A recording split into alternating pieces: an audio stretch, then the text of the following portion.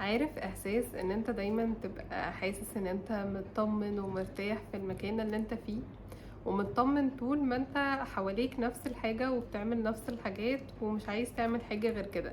هو احساس حلو مش كده؟ اكيد كلنا هنقول ايوه احساس حلو. بس تخيل لو انت عدى بيك ايام، شهور، سنين، نفس الاحساس ده انت بتحسه في مكانك، بتعمل نفس الحاجات، تتصرف نفس التصرفات، مفيش اي جديد بيحصل. تفتكر نفس الإحساس بالسعادة والراحة هيفضل موجود؟ لأ، صدقني لأ. هو دي فكرة الكومفورت زون اللي احنا بنبقى فيها، نبقى في مكان احنا فيه بنعمل نفس الحاجات، بنتصرف نفس التصرفات، بنفس طباعنا، بنفس شخصياتنا، مش عارفين ان احنا كده بنأذي نفسنا واحنا مش واخدين بالنا. هنقول لا، بنأذي نفسنا ازاي اذا كان احنا مرتاحين ومبسوطين؟ بتأذي نفسك بس على المدى البعيد، لكن في اللي انت فيه دلوقتي انت مش حاسس ان فيه مشكلة. لما يعدي بيك الايام والشهور والسنين والدنيا حواليك بتتحرك والناس حواليك بتتقدم وتتغير، وتلاقي ان انت واقف في نفس الحتة، ساعتها اعرف ان انت فعلا عملت القرار الغلط، ان انت فضلت واقف في نفس الحتة اللي انت فيها. لان علميا اصلا احنا بني ادمين، فاحنا اتخلقنا علشان نتغير ونتطور، مش عشان نفضل واقفين طول حياتنا في نفس النقطة بنعمل نفس الحاجة، نفس التصرفات، حاسين بنفس الامان مش بيتغير خالص، نفس الراحة مفيش اي تغير. علشان كده على المدى البعيد انت بتحس ان انت مش مبسوط. طيب تعمل ايه لو انت عايز تخرج من منطقة الراحة او الكومفورت زون؟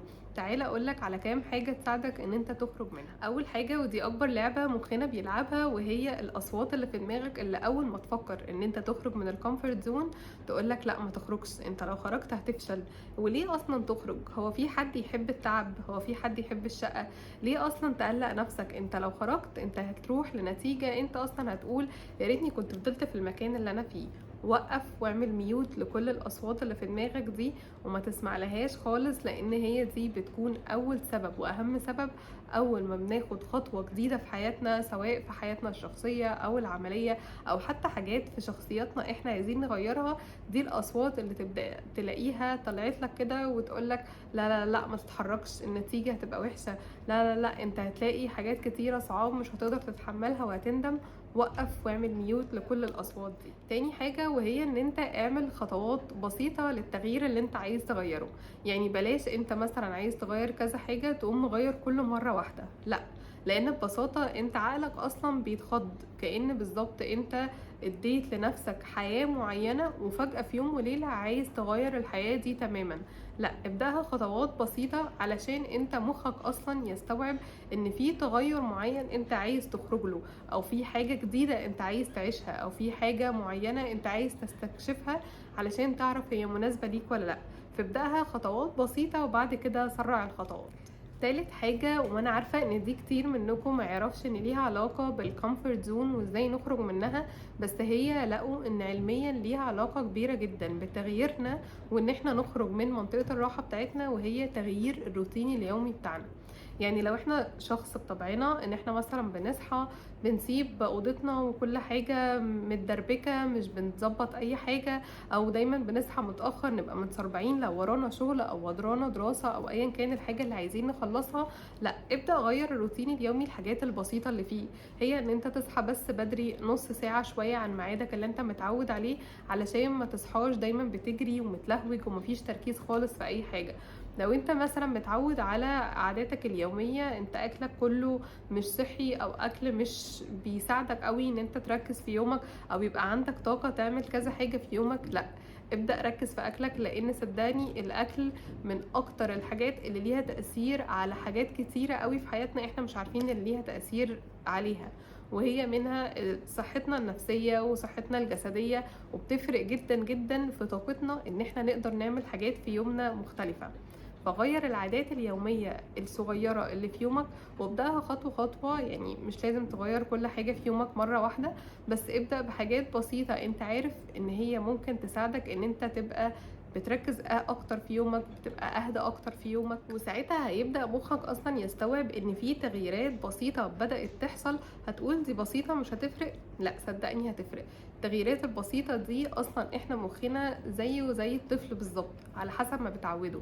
يعني انت عودت مخك ان انت تبدأ تصحى في يومك هتغير حاجات معينة، هو هيبدأ يستوعب اصلا فكرة التغيير، مش فكرة ان انت نفس الحاجة بتعملها كل يوم، تصحى متلهوج، مفيش اي جديد، عايز تخلص الحاجات اللي وراك وخلاص تدخل تريح. لا، هيبدأ يستوعب واحدة واحدة ان انت اصلا عايز تغير، سواء حاجات فعلية في يومك او حاجات انت عايز تروح لها، خطوات جديدة انت كنت خايف ان انت تروح لها. ففكرة التغيير بالنسبة له هتبقى اهدى واوتوماتيك انت تتقبلها مرة واحدة. صدقني احنا مخنا بيلعب علينا العاب كتيرة قوي احنا ما بنبقاش عارفين ان هو بيلعبها علينا. منها ان هو يقنعك ان انت كده كده اصلا مش هتقدر ان انت تغير الحاجة دي، او مش هتقدر ان انت تخرج من الكومفورت زون بتاعتك دي. ومنها ان انت لا، انا كده كده لو خرجت انا هيحصل لي حاجة، او انا مش هبقى مبسوط.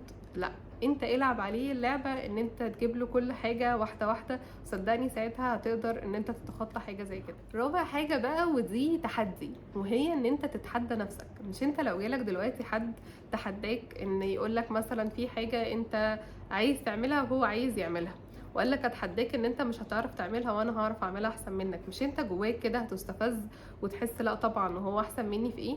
المرة دي بقى انت مش هتتحدى حد، المرة دي انت تتحدى نفسك.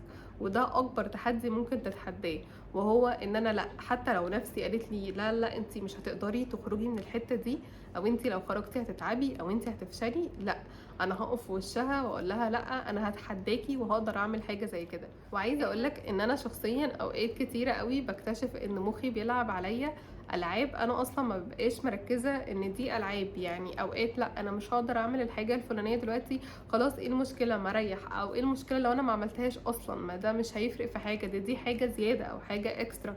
فبركز بعدها واقول لا، هو انا اصلا الحاجه دي لو انا ما عملتهاش على الاقل مش هعرف ايه نتيجتها، على الاقل مش هعرف هو انا كنت هاخد منها حاجه كويسه ولا هاخد منها حاجه وحشه. فبلاش ان انت تسمح لنفسك بالالعاب وتحدي نفسك ان انت لا، انا هتحداك هقدر اعمل حاجة زي كده. خامس حاجة ودي اخر حاجة، وهي كافئ نفسك. يعني انت دلوقتي عارف ان انت خرجت من الكومفورت زون بتاعتك دي بحاجة صغيرة حتى، او انت عملت خطوة انت ما كنتش متخيل ان انت تعملها. كافئ نفسك حتى لو بحاجات بسيطة جدا، ومش معنى ان انت تكافئ نفسك ان انت تكافئها بحاجة مادية، لا، ممكن تكافئها حتى انت مثلا سعادتك في ان انت تشرب كوباية قهوة مع نفسك، اعمل حاجة زي كده. سعادتك ان انت تنزل مثلا تتمشى مع نفسك، او تخرج مع اصحابك، او تعمل اي حاجة مهما كانت ايه الحاجة الصغيرة اللي بتبسطك.